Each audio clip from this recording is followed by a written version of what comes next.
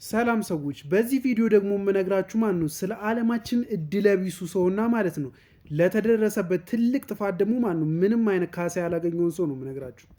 ይሄ ሰው ማለት ነው በአሜሪካ ውስጥ በአንድ ዕለት ማን ነው በምሽት ከክለብ ከጓደኞቹ ጋር ሲዝናና ቆይቶ በመንገድ ላይ ነበረ። ከዛ በኋላም በመንገድ ላይ እየሄደ እያለ አንዲት ሴትን ይመለከትና ማለት ነው ግራ በመጋባት ሰላም ብሎ ይጠይቃታል። ያላት ሰላም ብቻ ነው። ነገር ግን ይቺ ሴት እየዬ ብላ ማልቀስ ትጀምራለች። ከዛ ላይ ቦታ የነበሩ ፖሊሶች ማለት ነው ይመጡና ይጠይቋታል። ምን ተፈጥሮብሽ ነው? ይቺ ሴትም እዚህ ምስሉ ላይ የምትመለከቷት ማለት ነው ሰውየው ቀርቦ ምንድን ነው የተፈጠረብሽ ብሎ ሲጠይቃት ማለት ነው እየዬ ብላ እያለቀሰች ሊደፍራት እንደሞከረ ትናገራለች። ከዛ ላይ ፖሊሱ የሚመጣና ሰውየውን ያስሯል።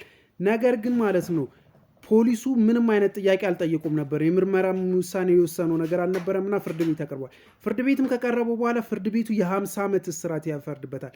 ዲኤንኤ ምርመራ አልተደረገም፣ ሌሎች ጥያቄዎችንም አልተጠየቀም። ከዛ በኋላ ማን ነው ለ14 ዓመት በእስር ቤት ምንም አይነት ጥፋት ባላጠፋው ከታሰረ በኋላ ማለት ነው ሊያውም ደግሞ በእንደዚህ አይነት ትልቅ ክስ ካጠፋ በኋላ በነጻ ከተለቀቀም በኋላ ያው አሜሪካ ውስጥ ብዙ ጊዜ እንደሚፈጠረው ማለት ነው ጥሩ ካሳ አግኝቷል ምናምን ብላችሁ ልታስቡ ትችላላችሁ። ምን የሚያገኘው ነገር የለም።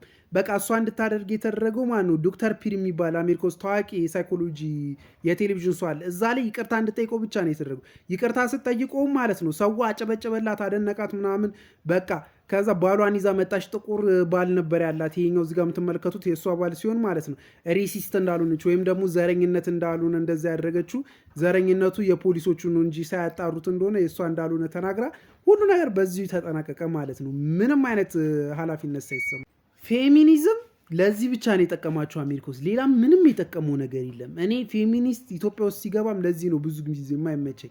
ይቺ ሴት ዘረኛ ካልሆነች ማን ነው ወንድ ጥላቻ ስላለባት ነው። ምን አድርጋት በጠየቃት።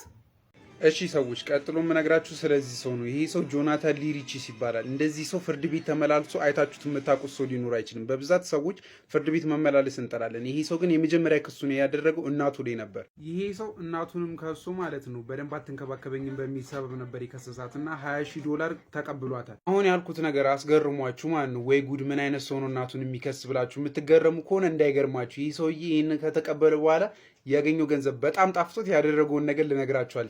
አቶ ጆናታን ግን ያህል በቆም ነበር። ከዛም ቀጥታ የሄዱ ማን ወደ ቤስት ጓደኞቹ፣ ፍቅረኛው፣ ኢቭን ማለት ነው ጎረቤቶቹ፣ መምህራኖቹ አልቀሩትም። ካሱ በአጠቃላይ በጣም ብዙ ገንዘብ አግኝቶ ነበር። ነገር ግን በዚህም ይሄ ሰውዬ ምንም ሊያባራለት አልቻለም። ሆዱ ጥጋብ አለ።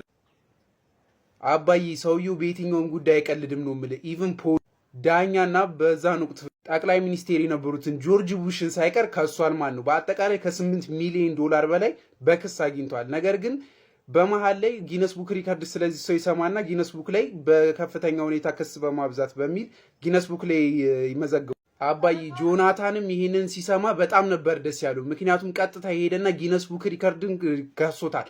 ጊነስ ቡክ ሪከርድ ደግሞ የከሰሰው እንዴት ያለ ፍቃዴ ስሜን መጽሐፍ ላይ ይጽፈዋል ብሎ ነበረ።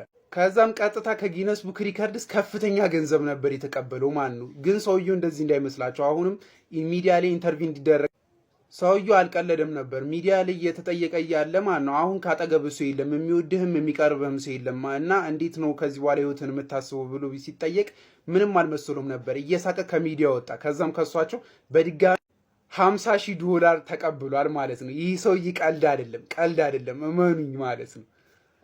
ብቻ ግን እኔ የምፈራው እኔም ይሄንን ቪዲዮ ሰራህ ብሎ እንዳይከሰኝ ነው ማለት ነው። ለነገሩ ኢትዮጵያ ውስጥ ነኝ ያለሁት የትም አያገኘኝም። እሺ ጋይሶች፣ ይሄ ቪዲዮ ከተመቻችሁ የፕላስ ምልክቷን ተጫኗት። ኮሜንት ላይ ቀጣይ ማንን ልከሱ እንዳሰባችሁ አሳውቁኝ። ይመቻችሁ። የተጨማሪ መረጃ ዋትስአፕ ጋይሶች፣ እነዚህ ሁለቱ ጥንዶችን የማታውቋቸው ከሆነ ቲክቶክ ላይ ትልቅ ድራማ አምልጧችኋል ማለት ነው። ግን አታስቡ፣ የቲክቶክ ድራማ ዋናው አቀንቃኝ እኔ ያለሁላችሁ ነግራችኋለሁ ማለት ነው። እነዚህ ጥንዶች ሰርጋቸውን እያደረጉ ነበረ። ስፔናዊ ሲሆኑ በሰርጋቸው ዕለት ሚስትየው እንደ ቀልድ ማለት ነው እሱን እንደ ባልሽ አድርገሽ ትቀበዋለሽ ወይ ተብላ ስትጠይቅ ለቀልድ ብላ ነበረ አይ አለችና ከዛ ስቀልድ ነው እቀበለዋለሁ አለች። ነገር ግን የተፈጠረው ቀጥሎ በጣም የሚገርም ነገር ነው። ምክንያቱም ማኑ $50,000 ሰርግ ሊሰረዝ ችሏል በዛ ቀልዷ ምክንያት። ምክንያቱም በስፔን ሕግ መሰረት ማለት ነው ሚስትየው ኖ ካለች ወይም ደግሞ ባልየው ኖ ካለ አፈራራሚው ምንም ማድረግ ስለማይችል ወይም ተገዳ ነው ብሎ ስለሚያስብ ግዴታ የማቋረጥ ግዴታ አለበት። እሷ የቀልድ ነው ብትልም ግን ሰውየው ማለት ነው እቃውን ይዞ ተመልሶ ጥርግ ሲል ይታያል። ቪዲዮን ቀጥሎ ከፍተላ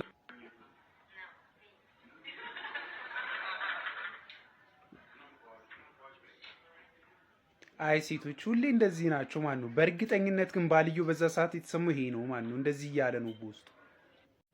እስኪ በህይወትሽ ለመጀመሪያ ጊዜ ማን ነው የተጠየቅሽውን ጥያቄ ቀጥታ መልሺ። $50,000 ሰርግ ታበላሻለሽ።